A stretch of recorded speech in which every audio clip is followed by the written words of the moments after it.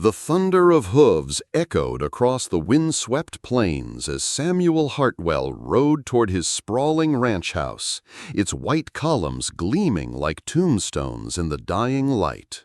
14 years had passed since he'd built this empire from nothing, and now he commanded more land than some eastern states, with cattle numbered in the tens of thousands. The leather reins felt familiar in his calloused hands, worn smooth by years of hard riding and harder decisions. As he approached the grand entrance, Martha stepped onto the wraparound porch, her emerald dress catching the last rays of sunlight.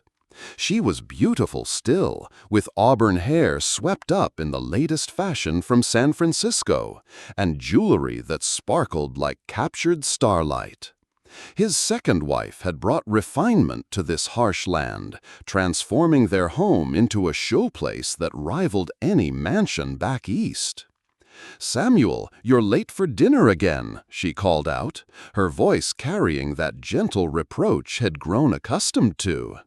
"The Weatherbys are here, and Judge Morrison is asking about the new railroad spur." He dismounted with practiced ease, handing the reins to young Tommy, one of the dozen hands who worked the main house. The boy's eyes held the same mixture of respect and fear that Samuel had seen in countless faces over the years.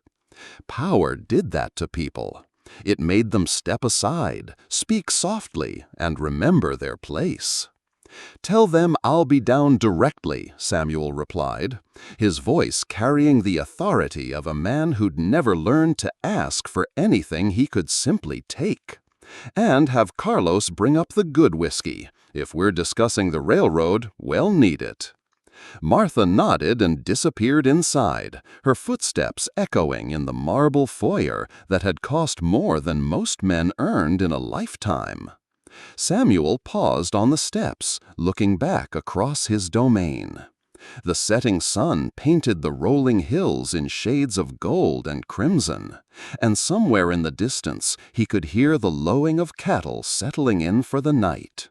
This was his kingdom, built on the bones of smaller ranchers who couldn't weather the droughts and market crashes that Samuel had not only survived, but used to expand his holdings. Some called him ruthless, others said he was just practical. Samuel preferred to think of himself as a man who understood that in this harsh country, the strong survived and the weak became stepping stones. Inside the house, the crystal chandelier cast dancing shadows across oil paintings of English countryside scenes that Martha had ordered from New York. The irony wasn't lost on him. Surrounded by untamed wilderness, they'd created a sanctuary of European civilization. The dining room table could seat 20, and tonight it hosted the most influential men in 3 counties. Judge Morrison stood as Samuel entered, his silver beard neatly trimmed and his dark suit immaculate despite the dust that covered everything else in this God-forsaken territory. "Samuel, my boy, we were just discussing the railroad proposal. The potential profits are staggering." "Profits usually are when you're not the one taking the risks," Samuel replied, pouring himself 3 fingers of whiskey from the crystal decanter. "But I'm listening." The conversation flowed like aged bourbon, smooth and potent. Samuel had learned long ago that the key to success lay not in the cattle themselves, but in controlling the means by which they reached market. The railroad would make him richer than his wildest dreams, but it would also bring unwanted attention from back east, from places where his past might catch up with him. As the evening wore on, Samuel found his attention wandering to the window, where the darkness seemed to press against the glass like a living thing. There were nights when he felt the weight of his secrets, when the ghosts of his past seemed to whisper in the wind that howled across the plains. But those moments always passed, driven away by the solid reality of his wealth and power. Martha's laughter brought him back to the present. She was charming their guests with stories of their recent trip to Denver, her voice musical and refined. She'd never asked too many questions about his life before they met, which was one of the many reasons he'd chosen her. Some women were curious about a man's past, but Martha seemed content with the comfortable present he'd provided. "The cattle market is stabilizing," Weatherby was saying, his thick mustache bristling with enthusiasm. "With the railroad, we could ship directly to Chicago, cutting out the middlemen entirely." Samuel nodded, but his mind was elsewhere. 14 years was a long time to build a life, long enough for most people to forget what had come before, long enough for the dead to stay buried. Outside, the wind picked up, rattling the windows and sending the curtains dancing like spirits in the lamplight. The sound made him think of another night, long ago, when the wind had carried the scent of smoke and the screams of dying horses. But that was another life, another man's sins. "Samuel?" Martha's voice cut through his reverie. "Judge Morrison asked about the water rights." "Of course," Samuel said, forcing his attention back to the table. "The water rights are secure. I made sure of that years ago." The judge smiled, but there was something calculating in his eyes. "You've always been thorough, Samuel. It's one of your most admirable qualities." As the evening wound down and their guests departed, Samuel found himself alone with Martha in the grand parlor. She sat at the piano, her fingers dancing across the keys in a melancholy waltz that seemed to echo the loneliness of the vast plains beyond their walls. "You seem distracted tonight," she said without looking up from the keys. "Is everything all right?" "Just business," Samuel replied, though the lie felt heavy on his tongue. "The railroad deal has me thinking about the future." Martha's fingers paused on the keys. "Sometimes I wonder about your past, Samuel. You never talk about it, about your family or where you came from." The question hung in the air like gun smoke. Samuel poured himself another drink, buying time while he chose his words carefully. "The past is dead and buried, Martha. What matters is what we've built here, what we're building." She smiled, but he caught something in her expression, a flicker of doubt, perhaps, or maybe just the shadows playing tricks on his eyes. "Of course, darling, you're right, as always." But as Samuel climbed the stairs to their bedroom, he couldn't shake the feeling that the past was never truly dead, that it was always waiting somewhere in the darkness, patient as a hunter stalking its prey. The grandfather clock in the hallway struck midnight, its deep chimes echoing through the house like a funeral bell. Samuel paused at the top of the stairs, looking down at the marble foyer where moonlight streamed through the stained glass windows, casting colored shadows across the floor. Tomorrow would bring new challenges, new opportunities to expand his empire. But tonight, as he listened to the wind howling across the plains, Samuel Hartwell couldn't shake the feeling that something was coming for him, something that had been waiting 14 long years to settle an old score.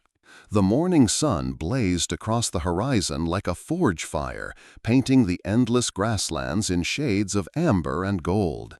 Samuel stood on his bedroom balcony, coffee steaming in his hands, watching his empire wake up below. Cowboys were already moving the herds to fresh pasture, their distant calls mixing with the lowing of cattle and the creak of windmills spinning in the morning breeze. Martha was still sleeping, her auburn hair spread across the silk pillowcase like spilled wine. She'd been restless during the night, tossing and turning while Samuel lay awake, unable to shake the unease that had settled in his chest like a stone. 14 years of peaceful nights, and now this sudden dread that felt like a cold hand on his shoulder.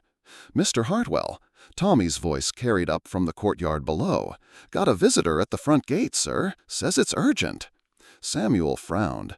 Visitors this early usually meant trouble, rustlers, disputes over water rights, or news of market crashes that could wipe out a year's profits in a single telegram. He dressed quickly, pulling on his finest black suit and the silver-handled Colt that had been his constant companion since he'd first arrived in this territory with nothing but a stolen horse and blood on his hands. The ride to the main gate took 20 minutes through carefully manicured grounds that had cost a fortune to maintain in this harsh climate. Samuel had spared no expense in creating his vision of civilization carved from the wilderness: ornamental gardens, fountains fed by artesian wells, and oak trees imported from back east that stood like sentinels against the endless sky. At the gate, he found Carlos, his foreman, talking to a weathered man in dusty trail clothes. The stranger's horse was lathered with sweat, and his eyes held the desperate look of someone who'd ridden hard through the night. "Mr. Hartwell," the man said, touching his hat brim. "Name's Jenkins. I bring news from Tombstone. Thought you'd want to hear it personal-like." Samuel's blood turned to ice water. Tombstone was 300 miles south, a place he'd tried to forget for 14 years. What kind of news? Jenkins glanced around nervously, then leaned closer. "It's about a woman, sir. Goes by the name of Rebecca Morrison. She's been asking questions about a man named Samuel Hartwell. Claims he's her husband. Says he'd disappeared 14 years ago after their wedding night." The world seemed to tilt on its axis. Samuel gripped the gatepost to steady himself, his knuckles white against the iron. Rebecca Morrison! The name hit him like a physical blow, dragging him back to memories he'd buried deeper than any grave. "This woman," Samuel said, his voice barely a whisper. "Describe her." "Tall, with black hair and green eyes. Pretty, despite the years. She's got a scar on her left hand, shaped like a crescent moon. Says she got it from a wedding ring that was too tight." Jenkins paused, studying Samuel's face. "She also says her husband killed 3 men on their wedding night and left her for dead in a burning house." Samuel's world crumbled around him. The scar was real. He'd put it there himself when he'd torn the ring from Rebecca's finger, thinking she was dead. The fire had been meant to destroy the evidence, to erase Samuel Morrison from existence so that Samuel Hartwell could be born from the ashes. "How much does she know?" Samuel asked, his mind racing through possibilities and contingencies. "Enough to be dangerous," Jenkins replied. "She's got papers, documents that prove Samuel Morrison was married to Rebecca Walsh in Tombstone, Arizona Territory on June 15, 1861. She's also got witnesses who remember the fire, and she's got the law on her side." Samuel pulled out his wallet, counting bills with trembling fingers. "How much to forget you ever saw me?" Jenkins took the money but shook his head. "I'm sorry, Mr. Hartwell. She's already on her way here. Left Tombstone 3 days ago with a U.S. Marshal and a territorial judge. They'll be here by sunset." The ride back to the house felt like a funeral procession. Samuel's mind churned with memories he'd spent 14 years trying to forget. Rebecca, beautiful and innocent, believing his lies about being a successful businessman. The 3 men who'd recognized him as a wanted killer, who'd threatened to expose him on his wedding night. The desperate fight that had left them dead and Rebecca unconscious on the floor. He'd thought she was dead when he'd taken the ring. The fire had been meant to cover his tracks, to let Samuel Morrison die in the flames, while Samuel Hartwell escaped to build a new life. But she'd survived, and now she was coming for him with the law behind her. Martha was waiting in the parlor when he returned, her face pale and drawn. She'd changed from her nightgown into a traveling dress, and her jewelry box sat open on the table, its contents scattered like fallen stars. "I heard voices," she said without looking up. "Urgent voices. Are we in danger, Samuel?" The question hung between them like a loaded gun. Samuel looked at his wife, his second wife, his illegal wife, and saw the fear in her eyes. Martha had given him respectability, social standing, a place in polite society. But she was also evidence of his crimes, a living witness to his bigamy. "There's something I need to tell you," Samuel said, pouring himself a whiskey despite the early hour. "Something about my past that I should have mentioned years ago." Martha's hands stilled on her jewelry. "You're already married?" It wasn't a question. Samuel felt a grudging respect for his wife's intelligence. She'd always been sharper than she'd pretended to be. "I thought she was dead. I truly believed she was dead." "But she's not." "No, she's not." Martha closed the jewelry box with a soft click. "How long do we have?" "They'll be here by sunset. A U.S. Marshal and a territorial judge. They'll have warrants for my arrest on charges of bigamy, murder, and fraud." "And me?" Martha's voice was steady, but Samuel could see the tremor in her hands. "What happens to me?" "You're innocent. You didn't know. They might question you, but they won't charge you with anything." Martha laughed, but there was no humor in it. "Innocent? Samuel, I've been living in luxury for 12 years on money that was stolen from murdered men. I've been married to a man who was already married to someone else. I've been an accessory to crimes I didn't even know were happening." She stood up, smoothing her dress with practiced elegance. "But I'm not going to prison for your sins, Samuel. I'm not going to lose everything because you couldn't tell me the truth." "What are you saying?" "I'm saying that Martha Hartwell is going to disappear, just like Samuel Morrison did 14 years ago. The difference is, I'm going to do it right." Samuel watched his wife, his accomplice, his partner in a crime she'd never known she was committing, pack her most valuable possessions into a leather satchel. She moved with the efficiency of someone who'd always known this day might come. And Samuel realized that perhaps Martha had suspected more than she'd ever let on. "The railroad deal," she said, fastening the satchel. "Judge Morrison and the others, they'll distance themselves from you the moment news of this breaks. Your empire will crumble within a week." "I know." "The bank accounts in Denver and San Francisco, they're in both our names. I'll take half. That's fair, considering I'm the one who helped you build this life." Samuel nodded. He'd lost everything that mattered, and splitting the money seemed like the least of his problems. "Where will you go?" "Somewhere you'll never find me."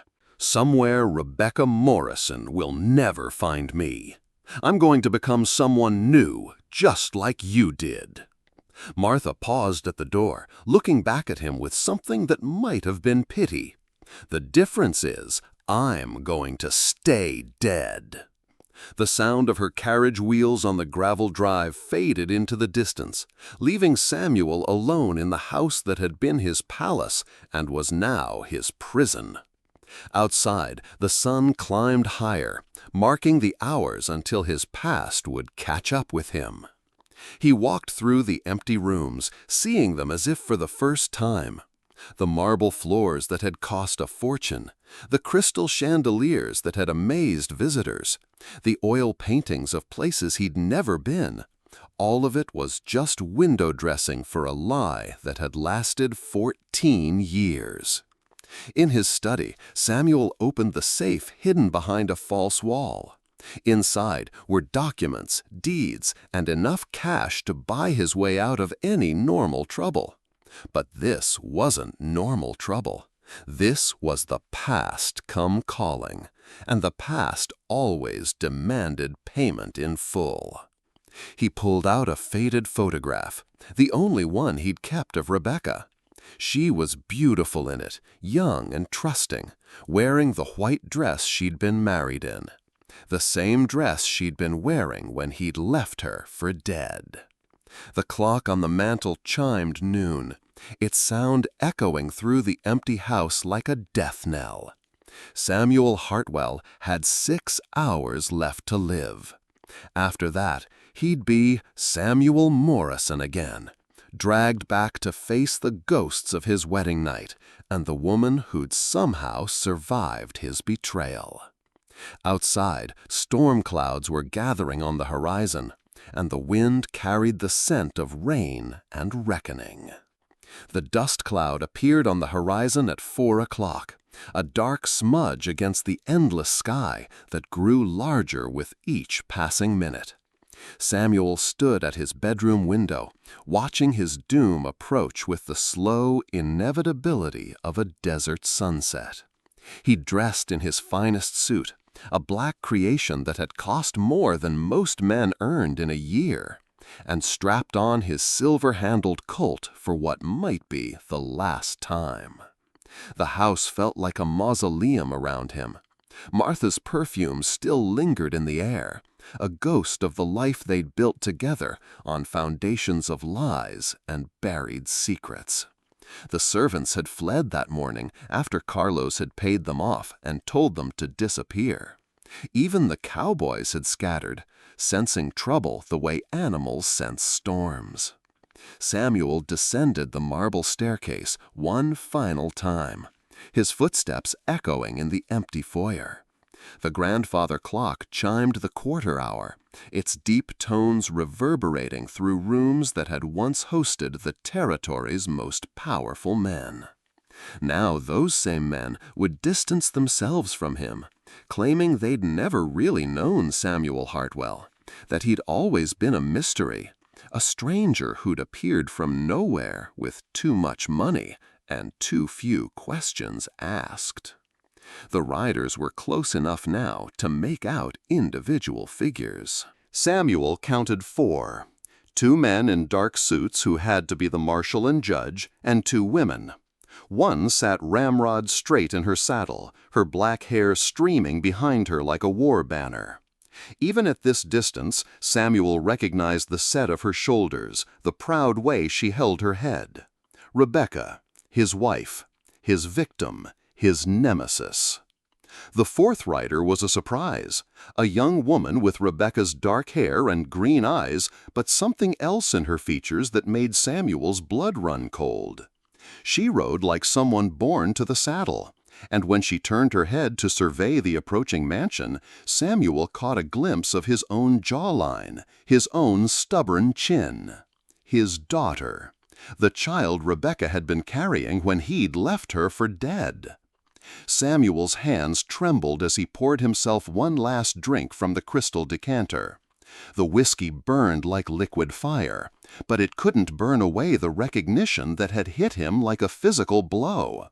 He'd had a daughter for 14 years and never known it. A daughter who was riding toward his house with justice and vengeance in her wake. The riders reached the front gate and paused there, studying the mansion and its elaborate grounds. Samuel could see them talking, the marshal pointing toward the house while Rebecca sat still as a statue, her eyes fixed on the place where her husband had built his empire of lies. Then they were riding up the drive, hooves thundering on the carefully laid gravel, past the imported oak trees and ornamental gardens that had been Samuel's pride. He walked out onto the front porch, standing beneath the white columns like a condemned man awaiting execution.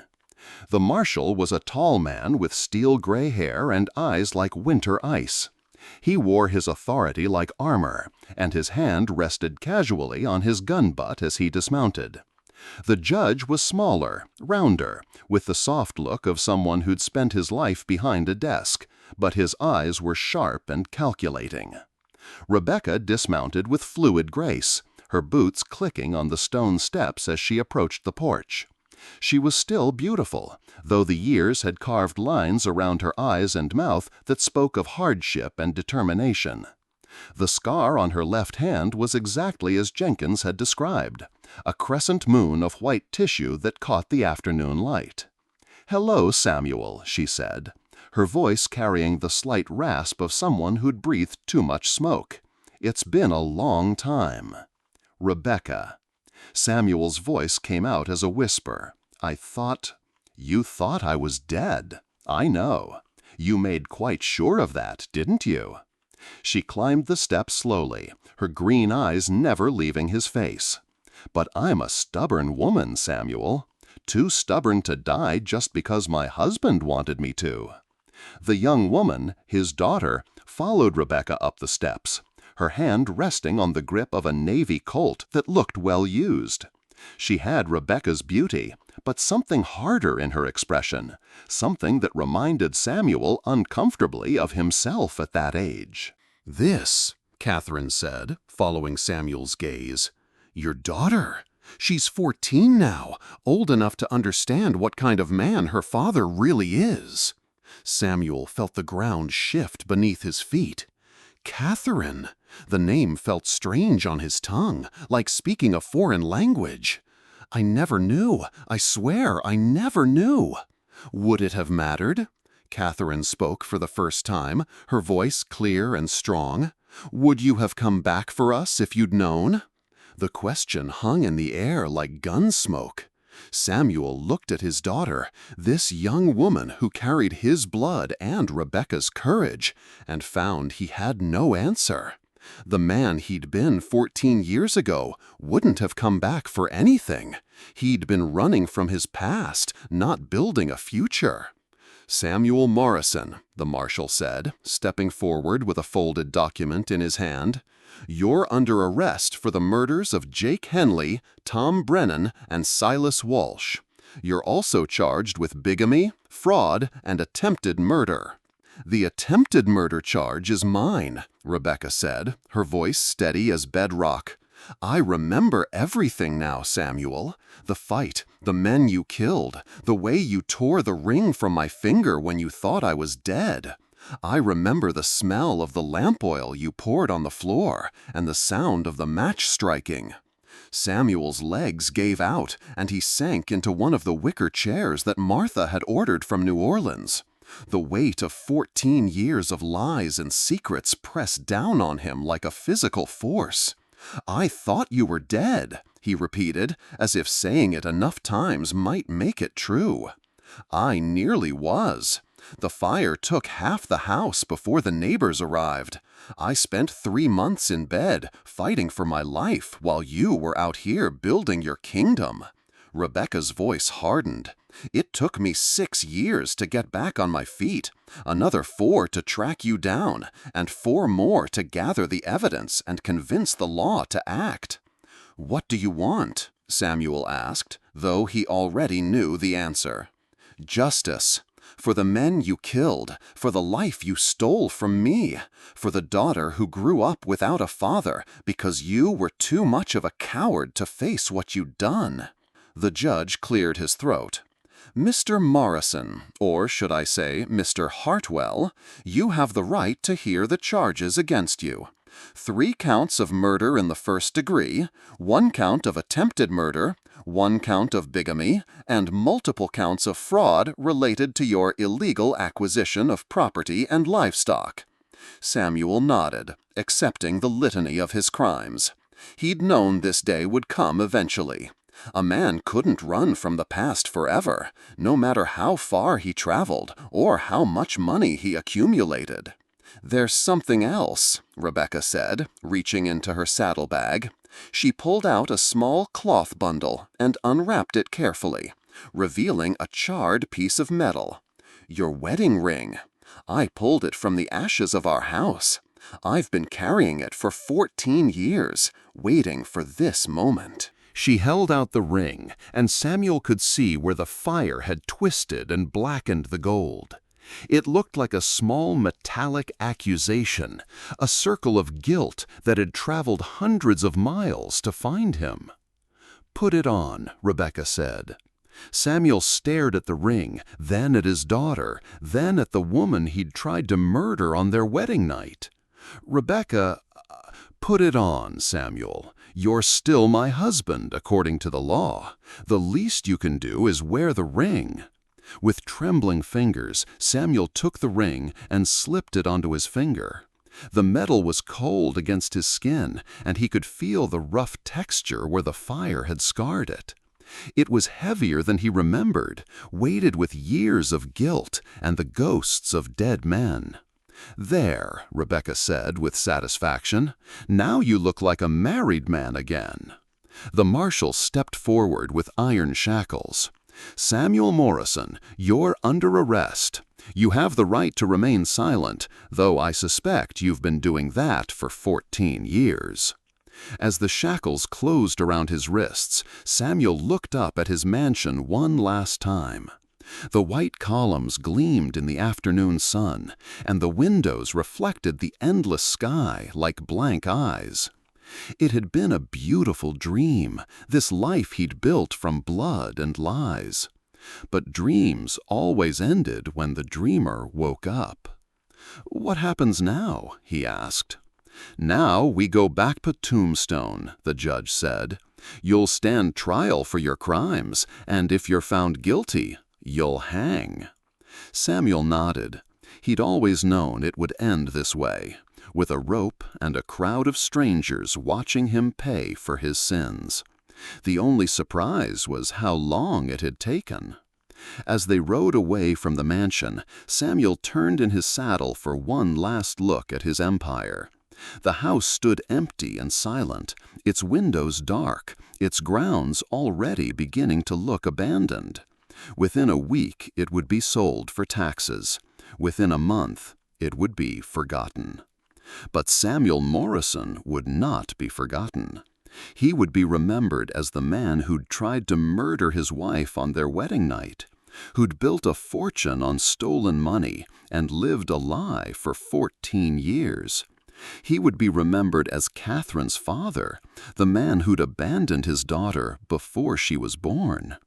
The sun was setting as they reached the main road, painting the sky in shades of red and gold. Samuel Hartwell was dead. His empire crumbled to dust. But Samuel Morrison rode on toward his appointment with justice, his wife by his side and his daughter's eyes upon him, carrying the weight of his crimes like chains around his soul. Behind them, the mansion stood like a white monument to the lies that men tell themselves, a testament to the truth that the past never stays buried forever.